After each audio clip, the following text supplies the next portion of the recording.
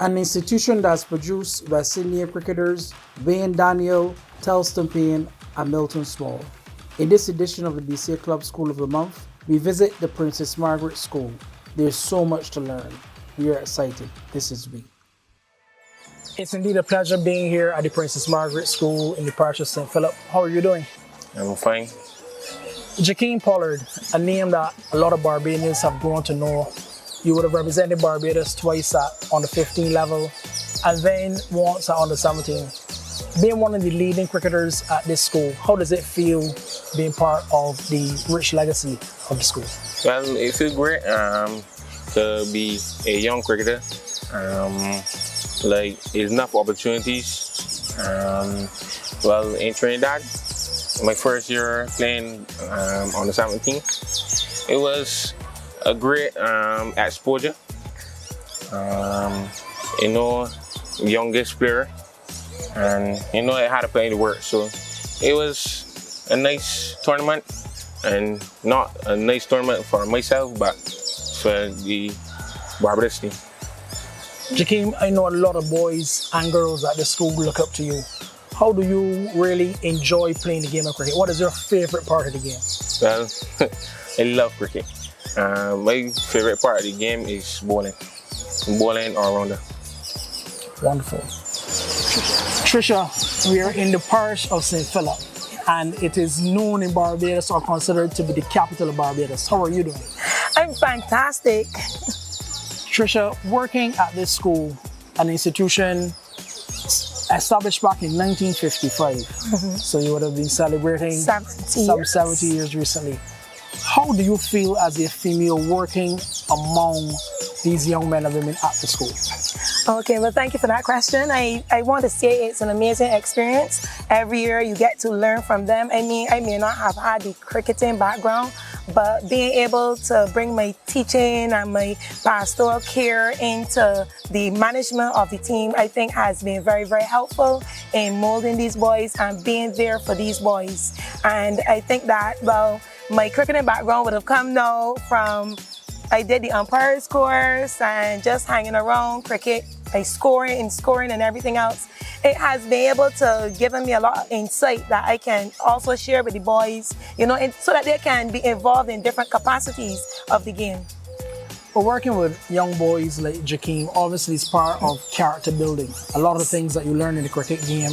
But have you found there's been a lot of support from your contemporaries, let's say even the administration at the school, with what you do working with these young people? Yes, what I would say is at this school we definitely get support from the administration right across the board, and also as it relates to our ground staff, they support me as it relates to assisting with the coaching, any requests that I have in terms of preparing the wicket, they are always behind these boys. So I generally do not have a problem. I always get that support.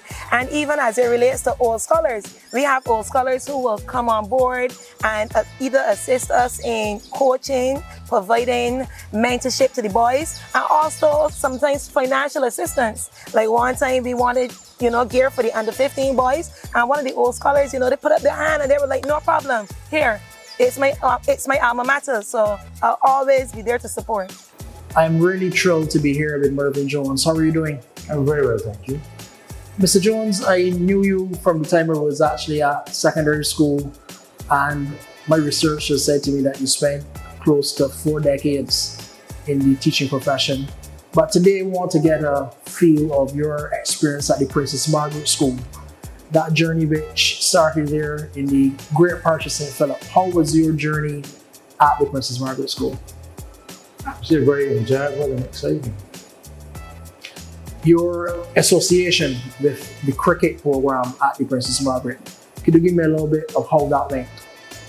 Well, to be honest with you, first when I went there, I was the physics teacher responsible for all sports like volleyball, track and field, cricket. So I've always considered myself as a PE teacher rather than a coach. But there was an established program there when I got there. I just sort of broadened it and developed it. And I'm sure you saw many talented boys and girls during your period at the school, and being so diverse, as you just said.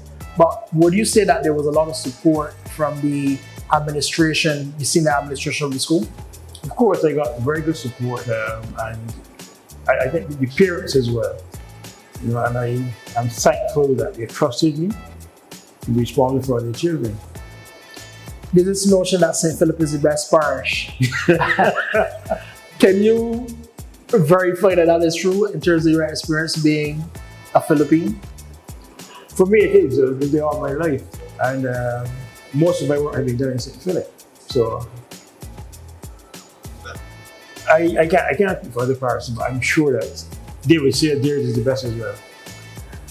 Well, Mr. Jones, you also spent a lot of time in the official capacity as an umpire, and I do know that you were one of 3 Barbadians who, when the initial that Worth Lewis program was done some years ago, yourself, Mr. Vincent Bullen, and Mr. Stephen Proverbs were trained and obviously had a wide experience in that area. But you, as a cricket umpire, match referee, I want you to tell me a little bit of your experience. Firstly, your local umpiring career, and then the opportunities that you had at the regional level as a first-class umpire. Then my local career started. There was a guy called Emerson Adams who played for Yorkshire. I had to stand in for an umpire in a game with Princess Margaret Secondary School and Yorkshire. In those days, the schools played against club sides. I was reluctant at first, but then he said, Mr. Jones, we can trust you. So at the end of the game, he came to me and said, 9 out of 10, you should go and do the umpire's exam. And I did. I was successful, and then I went on to do the regional exam. And Johnny Gale was the secretary of the West Indies Umpire Association, and he said, Mervyn, I have to tell you that you got the top marks across the region. So I smiled. I said, are you kidding me? He said, no, you got 98 out of 100. And I said, thank you. And it went from there. I did 10 years as a first-class umpire, and then another 10 years as match referee for the Western Cricket Board. Those 10 years as a first-class umpire, that would have, I'm sure, taken you to many islands in the Caribbean. Is there any 1 or 2 venues or islands that you enjoy most? I love Jamaica. I've done Red Strike Bowl there, I've done games there, and I love Jamaica. And it's a combination of some of the cricket and the culture and probably the food as well. Yes, and I have a few friends there as well. One I met when I was in Australia, so in McDonald. We did a course in Australia together, and so from 73, I was going to Jamaica. Wonderful. Now, having dealt with so many young people, do you think the game of cricket really has a role to play in impacting them in terms of discipline and the rudiments of life? Yes, because you have to be disciplined to play cricket. You have to be disciplined in everything that you do, whether it's batting, bowling, fielding. You know, there's an element of discipline that comes into it. And then mixing with other people as well. You know, it helps you to grow as a person. Jakeem, bowling all-rounder, being able to show how good you could play cricket on the field. But the game of cricket, so many have played it. For you, now having played at the national under 15 and national under 17 level, where do you want cricket to take you in the future? Well, I want to be an international cricketer. And to be an international cricketer, I know you have to put in the work. So, my question to you, being part of a team setup, do you find as one of the leading players that a lot of players look up to you and they also ask you for advice? And when they do, how do you generally respond, even though you might obviously be one of the leading cricketers at the school? As a young cricketer playing for Barbados, I believe in helping. And like, if a guy asks me for help, even if I don't know, I will still try to help out or answer questions to one of the coaches. I'm going to ask you something that I know most people don't like to say, but who are your favorite cricketers? Well, for fast bowling, I'm going to start because I'm a left-hander and he's a left-hander also.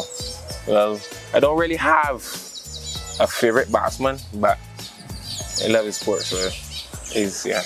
Wonderful.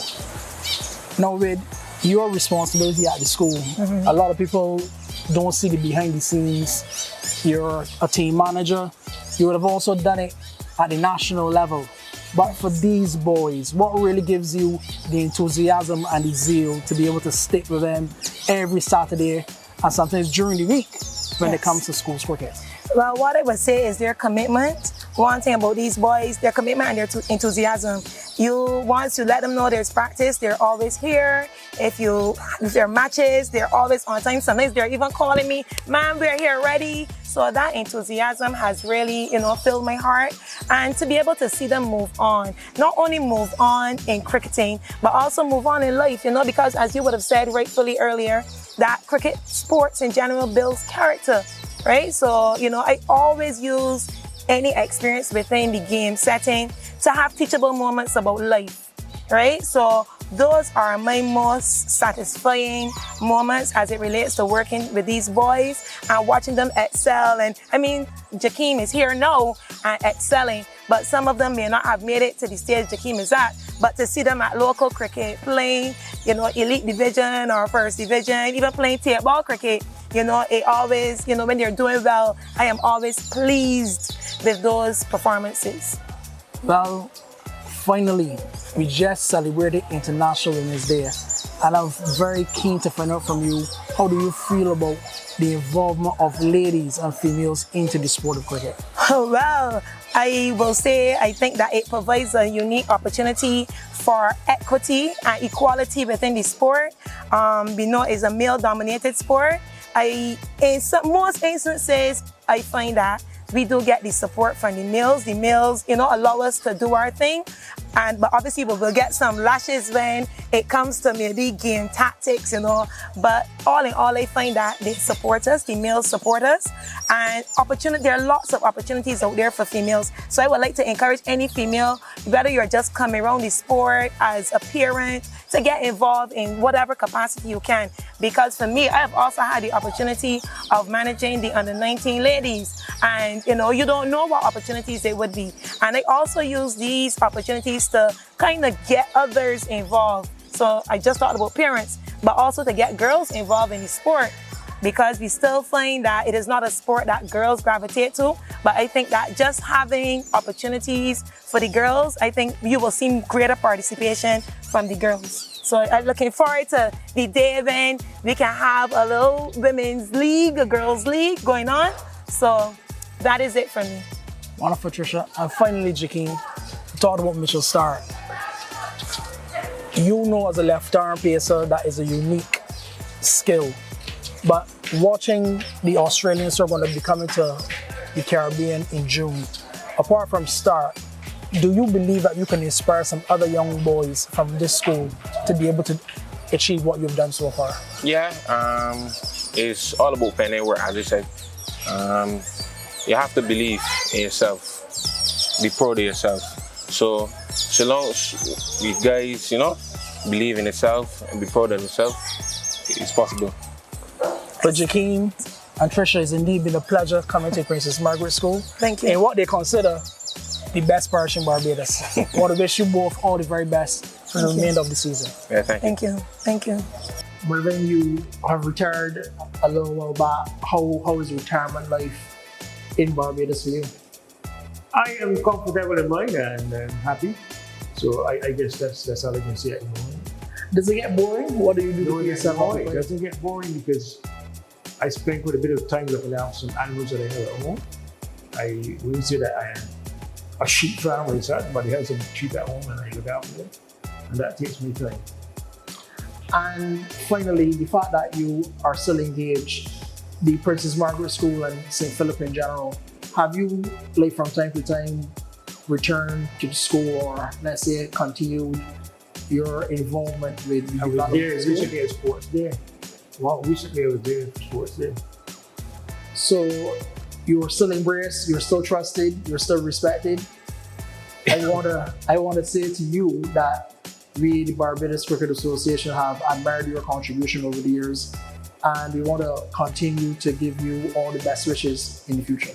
I want to thank the BCA for giving me the opportunity to be assistance with veterans cricket in Barbados. Thank you again, Mervyn, and enjoy the rest of your day. Thanks for having me.